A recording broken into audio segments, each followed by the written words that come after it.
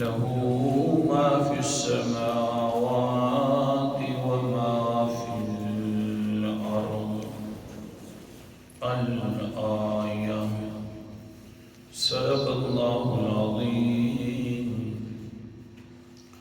لہو صرف اسی کی ملکیت ہے ما جو کچھ آسمانوں میں موجود ہے، وما فی الارض اور جو کچھ زمین میں موجود ہے۔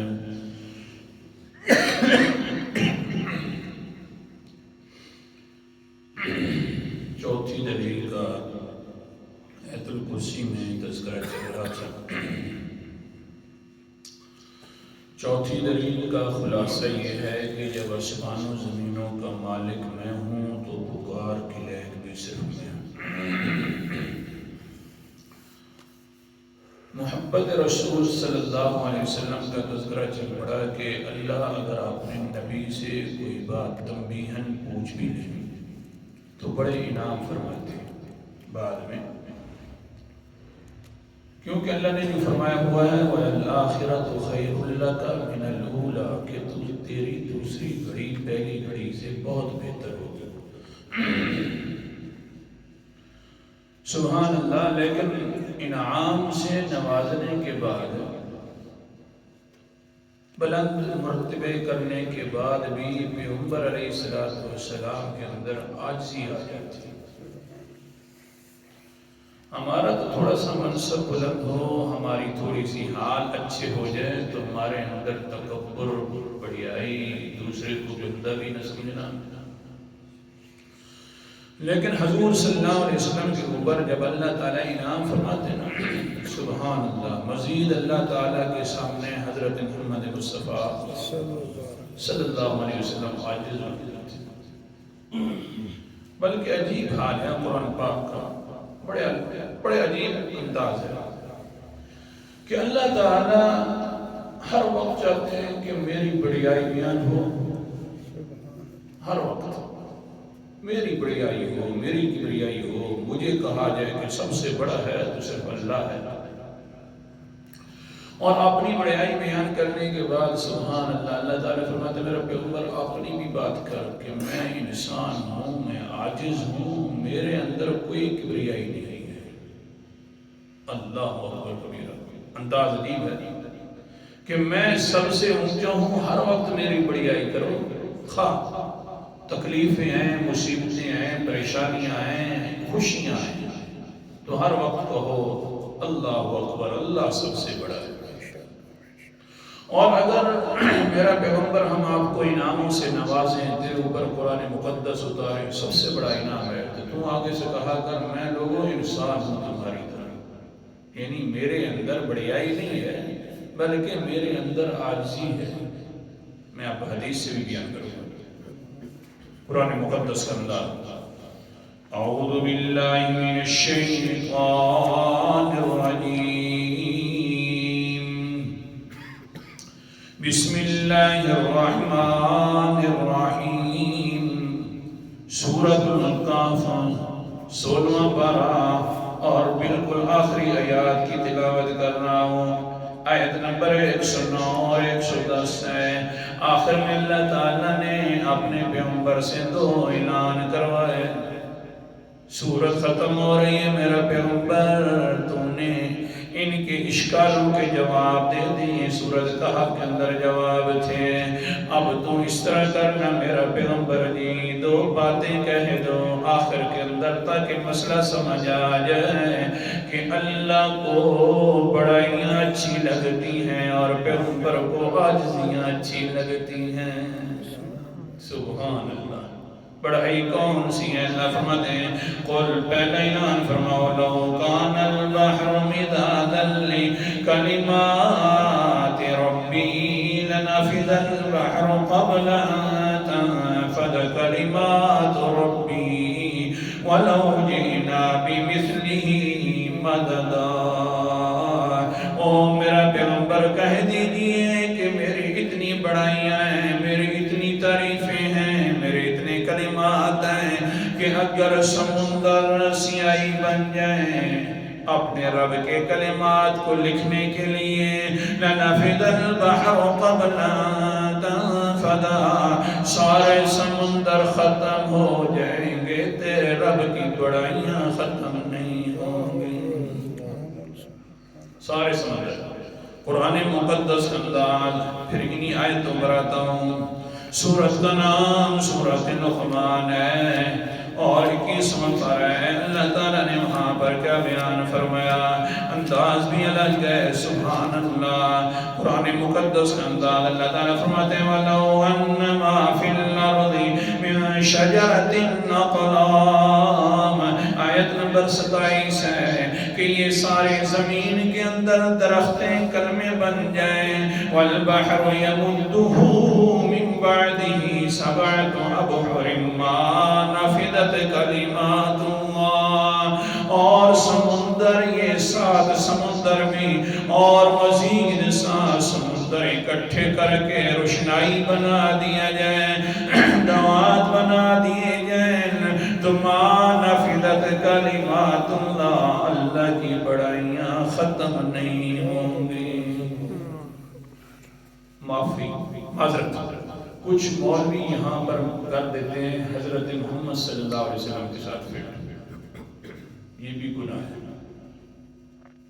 کہ جناب اللہ کے پیغمبر کی تعریفیں کرو، یہ ساتوں سمندر سیاہی بن جائیں، 7 اور بھی مل جائیں، اور اس کلمے ساری جو ہے درخت کلمے بن جائیں، تو اللہ کے پیغمبر کی تعریفیں ختم نہیں ہوتی، یہ گناہ کبیرہ ہے الفاظ اللہ کے لیے، اور یہ فٹ کر دیے جائیں محمد صلی اللہ علیہ وسلم کے لیے، تو بس تحریف بالقرآن ہے۔ اس لیے اللہ بچائے اس طرح کی باتیں کرنے سے، سمجھ عطا فرمائے اللہ تعالیٰ۔ بس اللہ تعالیٰ فرماتے ہیں میری بڑائی اتنی ہے کہ سارے درخت کلمے بن جائیں، پھر کیا ہو 7 سمندر یہ اور 7 اور ملا کر سیاہی بنا دو، پھر سارے کلمے بنتی جائیں، سیاہی کے ساتھ لکھا جائے، میری بڑائیاں ختم نہیں ہوں گی، میرے کلمات ختم نہیں ہوں گے، میں اتنا بڑی ذات ہوں، عظیم الشان ذات ہوں، اللہ اکبر کبیرہ۔ اور میرا پیغمبر یہ تو میری تعریف تھی نا،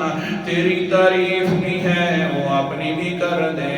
دوسرا اعلان فرما کر سورت کا نام وہی سورت کاف ہے، اور آخری آیت اعلان کیا، قُلْ إِنَّمَا أَنَا بَشَرٌ مِثْلُكُمْ، دوسرا اعلان یہ فرما دو کہ بے شک پکی بات ہے لوگوں، میں انسان ہوں تمہاری طرح، اللہ، میں انسان ہوں تمہاری طرح، میں عاجزیاں کرنے والا ہوں تمہاری طرح، ہاں صرف اتنی بات ضرور ہے، یوحیٰ الی انما الہکم الہ واحد، میری طرف وحی ہوتی ہے کہ اللہ کے علاوہ کوئی اور الہ نہیں ہے، ایک اللہ الہ ہے، یعنی انسان بھی ہوں ساتھ نبی بھی ہوں، یعنی اس طرح بھی نہ سمجھنا کہ بالکل میں تمہاری طرح ہوں، بلکہ میرے اوپر نبوت آئی ہوئی ہے، اللہ اکبر کبیرہ۔ عاجزیاں ہیں اور ادھر بڑائیاں ہیں، عاجزی پیغمبر کو اچھی لگتی ہے۔ مسند دارمی کی حدیث، بالکل میں اپنی طرف سے بات نہیں کرتی، مسند دارمی کی حدیث ہے، 48 نمبر حدیث نمبر ہے، صحابہ اکرام رضی اللہ تعالیٰ عنہ اجمعین مسجد نبوی کے اندر تشریف فرما ہے، باتیں ہونے لگ گئی ہیں، اللہ اکبر کبیرہ، جلس ناس من اصحاب النبی صلی اللہ علیہ وسلم ينتظرون، مسجد نبوی کے اندر صحابہ اکرام بیٹھے، خیال ہے چلو یار مسجد نبوی ہے، ایک دوسرے کے ساتھ بیٹھے ہوئے ہیں، کیوں نہ اچھی باتیں کرنا شروع کر دیں، پیغمبر کی بھی انتظار ہے، یتذاکرونہ، آپس کے اندر آپس میں اچھی باتیں کرنا، ذکر کرنا شروع کر دیا، ان میں سے ایک کہنے لگا فَإِذَا بَعْضُهُمْ يَقُولُ إِنَّ اللَّهَ اتَّخَذَ مِن خَلْقِهِ خَلِيلًا فَإِبْرَاهِيمُ خَلِيلُ اللَّهِ، ایک لگا اللہ تیری بڑی عظمتیں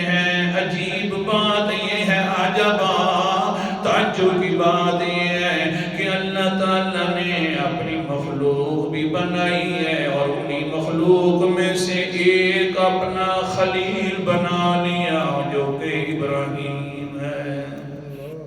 اپنی مخلوق بنا کر خلیل. تعجب کی بات ہے. اللہ اکبر کبیرا. واقعتاً اللہ تعالیٰ نے حضرت ابراہیم کو خلیل بنایا ہے. قرآن مقدس کا انداز سورت کا نام سورت النساء ہے. 5واں پارہ ہے. اللہ فرماتے ہیں وَاتَّخَذَ اللَّهُ إِبْرَاهِيمَ خَلِيلًا.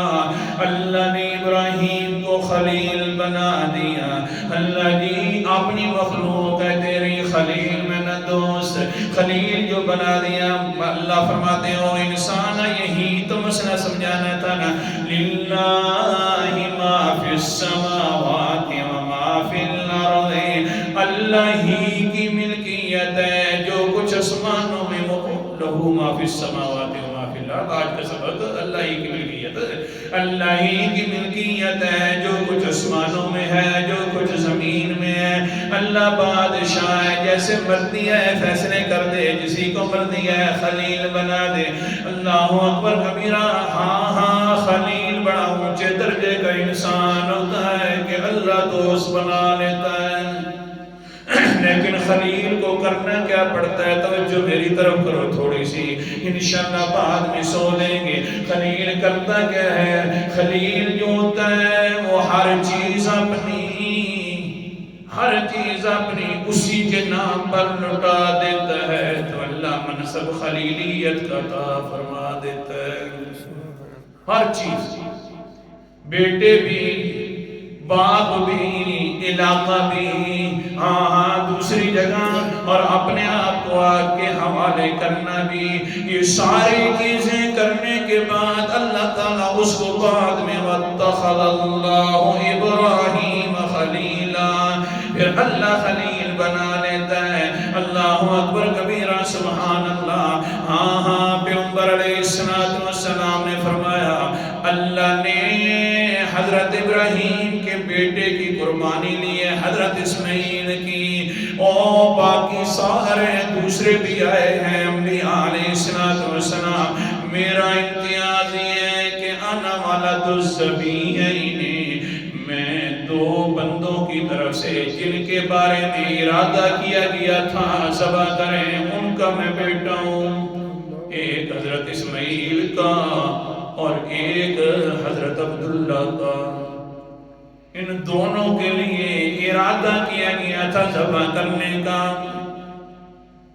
حضرت ابراہیم نے تو کیا تھا ارادہ تاکہ میں خلیل بن جاؤں، اور اللہ تعالیٰ نے حضرت عبداللہ کو ذبح کرنا اس لیے چاہا تھا کہ میں اپنا حبیب بنا لوں.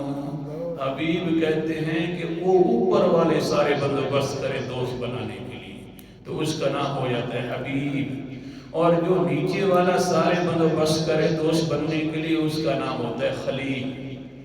اللہ اکبر کبیرہ. دوست بننے کے لیے بندوبست ہو رہا ہے. اللہ تعالیٰ نے اپنی پیغمبر کو بھی بنایا نا. جس وقت پیغمبر نے یہ بات سنی تو فرمایا صحابہ ابراہیم خلیل اللہ وہو کذالک الا انا حبیب اللہ ولا فخر. میں اللہ کا حبیب ہوں، اللہ کا خلیل تھا، لیکن سن لو ولا فخر، مجھے فخر نہیں ہے، پھر بھی میں عاجز ہوں. ہاں جی فخر نہیں ہے، عاجز. کیسے حضرت عبداللہ کو ذبح کرنے کا ارادہ کیا گیا تھا. اللہ اکبر کبیرہ. ہاں ہاں ذبح کے لیے حضرت عبداللہ کو اس طرح ارادہ کیا گیا. عبد المطلب نے قسم اٹھا لی بیٹے جو بھی پیدا ہوتے ہیں وہ فوراً فوت ہو جاتے ہیں، اور حضرت عبداللہ کہتے ہیں میں نے نظر مان لی اللہ کے نام کی کہ جو میرا 10 بیٹے ہوں گے 10 بیٹوں میں سے ایک بیٹے کو قربان کر دوں گا، ذبح کروں گا. جس طرح کہ حضرت ابراہیم اپنے بیٹے کو ذبح کر رہے تھے میں بھی 10 بیٹوں میں سے ایک کو ذبح کر دوں گا تاکہ میرا کنبہ بھی بڑھ جائے گا. اور کیا بات ہوگی. اللہ اکبر کبیرہ. سمجھ آ گیا. پرانے بھی تھے تو وہ بھی نظر مانتے تھے تو اللہ عبداللہ کی نام کی. نہیں سمجھے؟ وہ پرانے جو لوگ تھے وہ بھی نظریں مانتے تھے تو اللہ کے نام کی. آج کل جدت آ گئی ہے، یہ نظریں مانتے ہیں تو غیروں کے نام کی. جدید ہو گیا نا جی مسلمان ماشاءاللہ. حضرت محمد مصطفیٰ صلی اللہ علیہ وسلم کے دادے نے یہ جب نظر مانی تو ہوا یہ کہ 11 بیٹے اللہ تعالیٰ نے عطا فرما دیے. اب یہ ہوا کہ اپنے بیٹوں سے مشورہ ہونے لگ گیا، بیٹو جی میں نے نظر مانی ہے، آپ فرمائیں کہ میں نے ذبح کرنا ہے. حضرت عبد المطلب کے دل کے اندر تھا کہ میں اندر سے بھی کہہ رہا تھا اللہ جی مہربانی فرمانا عبداللہ کا نام نہ ہے. مہربانی، چھوٹا بیٹا ہے، پیارا ہے، محبوب ہے. لیکن ہوا یہ کہ آگے سے کہا گیا ٹھیک ہے جی ہم قربان ہونے کے لیے تیار ہیں، جیسا کہ تم میں سے کچھ بندے قربان ہو رہے ہیں نیند کر کے. بہرحال ہم قربان ہونے کے لیے تیار ہیں، جیسا فیصلہ فرما دیں لیکن قرآن اندازی فرما دیں. اللہ اکبر کبیر. عبد المطلب نے کہا ٹھیک ہے قرآن اندازی کر دیں. قرآن اندازی کی گئی تو نام حضرت عبداللہ کا نکلا. فرمایا ابو جی پھر کرو نظر. اللہ اکبر کبیرہ. فوراً آگے سے کہتے ہیں یار بیٹا پھر قسمت ازمائی اور بھی ہونی چاہیے، دیکھ لیتے ہیں نظر ثانی کر لیتے ہیں. فوراً کیا دیا گیا ٹھیک ہے ابو جی کرو نظر ثانی. پھر قرآن ڈال دیا گیا تو نام پھر حضرت عبداللہ کا نکل آیا. اچھا جی ہاں اب تو بالکل ضرور ذبح کروں گا. آگے سے سارے بیٹوں نے کہا جی آخر نظر ثانی جو ہو گئی. آگے سے کہتا ہے باپ بیٹا نظر ثالث بھی ہو جائے تو بہتر ہو جائے گا، 3 کے ساتھ یقین ہو جاتا ہے. اللہ اکبر کبیرہ. ٹھیک ہے ابا جی کر لو نظر ثالث. پھر بھی نام عبداللہ کا نکل آیا. پھر تو تیار ہو گئے عبد المطلب کے عبداللہ کو ذبح کرنا ہے. اللہ اکبر کبیرہ. حضرت عبداللہ کو تیار ہوئے. قریش والوں کو پتہ چلا، قریشیوں کو اوہو عبداللہ ہے ذبح کیا جا رہا ہے. اور عبد المطلب نے فیصلہ کر دیا. بھاگتے ہوئے سارے آ گئے اور کہنے لگے عبد المطلب کیا فیصلہ کر رہے ہیں؟ بھلا ایسے بیٹے ذبح کرنے کے قابل نہیں ہوتے، ایسے بیٹے تو دیکھنے کے قابل ہوا کرتے ہیں. پیارے اتنے تھے نا، دیکھتے انسان تو دیکھتی رہ جاتے. کیوں نہ پیارے وہ آخر پیغمبر کے والد تھے. ایسے بیٹے تو نظریں کرنے کے قابل ہو نہ کرو. ایسا فیصلہ کہنے لگے 3 مرتبہ قرآن ڈالنا میں نے نظر پوری کرنی ہے. کہنے لگے چلو جی وہاں پر راہبہ رہتی ہیں وہاں سے مسئلہ پوچھ رہتے ہیں، کیونکہ یہ بالکل ان پڑھ قسم کے لوگ تھے مشرکین. وہاں پر گئے اور پوچھا یہ معاملہ ہے. آگے سے کہنے لگی راہبہ اچھا اتنا بدلاؤ جی اگر ایک بندہ کسی سے قتل ہو جائے تو بدلے میں کتنے اونٹ دیتے ہو جی؟ 10 اونٹ دیتے ہیں. کہنے لگی اچھا ٹھیک ہے جتنی مرتبہ قرآن نکلے گا اتنی مرتبہ 10 اونٹ دینے پڑیں گے تو پھر مسئلے کا حل ہو سکتا ہے. آگے سے کہا گیا عبد المطلب کی طرف سے کہ جناب میں تو 1 اونٹ بھی دینے پر قادر نہیں ہوں، میں تو سارا خرچ کر دیتا ہوں حاجیوں پر، لہذا یہ کام مشکل ہے. قریشیوں نے کہا یار ہر کوئی انسان ہوتا رہتا ہے، ہم بھی تیرے بھائی ہیں، ایک گرے کے ہم ذمہ دار ہیں.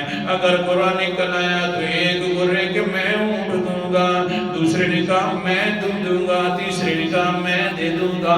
قرآن ڈالا گیا تو پھر حضرت عبداللہ کا نام ہے. دوسری مرتبہ ڈالا گیا تو پھر عبداللہ کا نام ہے. راہبہ ڈال رہی ہے حتیٰ کہ 10 مرتبہ ڈالا گیا تو 10 مرتبہ حضرت عبداللہ کا نام ہے. فوراً کہتی ہے بس 100 اونٹوں سے زیادہ نہیں ہونا چاہیے، 1 گرے کے اونٹ تم سب نے ادا کرنے ہیں. 100 اونٹ ذبح کر دو گویا کہ نظر تمہاری پوری ہو گئی ہے. تبھی تو پیغمبر نے فرمایا قال النبی صلی اللہ علیہ وسلم انا ولد الذبیحین، میں بیٹا بیٹوں ایسے دو باپوں کا جن کو ذبح کرنے کے لیے تیار کیا گیا تھا. اللہ اکبر. سمجھا یہ رہا تھا خلیل وہ ہوتا ہے جو خود بندوبست کرے دوست بننے کے لیے، اور حبیب وہ ہوتا ہے جو اوپر والا بندوبست کرے دوست بنانے کے لیے. لیکن اتنے درجے کے بعد بھی اللہ کے پیغمبر فرماتے ہیں لا فخر، مجھے اس پر فخر نہیں ہے، بلکہ میں تو پھر بھی عاجز ہو گیا ہوں.